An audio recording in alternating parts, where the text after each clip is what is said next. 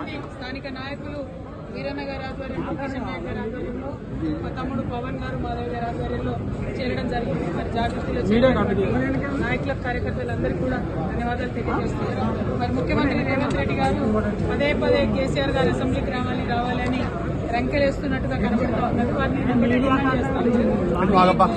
నిజంగా కూడా వాదన చేయాలనుకుంటే, మీకు నిజంగా కూడా చర్చ చేయాలనుకుంటే మీ పోలీస్ కమాండ్ కంట్రోల్ రూమ్కి మేము మహిళలు అందరం కూడా వస్తాం. మీరు చర్చ పెట్టండి.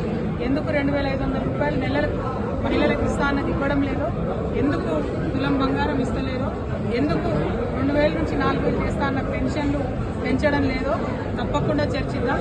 అంతేగాని చీటికి మాటికి కేసీఆర్ గారి పేరు చెప్పి మీరేదో డైవర్షన్ పాలిటిక్స్ చేయాలని చూస్తే తెలంగాణ ప్రజలేమో అమాయకులు కాదు.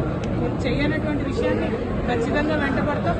మీరు చేసినామని చెప్తున్న విషయాల్లో ఉన్నటువంటి మోసాన్ని కూడా ఎండగడతామని చెప్పి ముఖ్యమంత్రి గారిని నేను డిమాండ్ చేస్తా ఉన్నాను. Thank you. జై తెలంగాణ.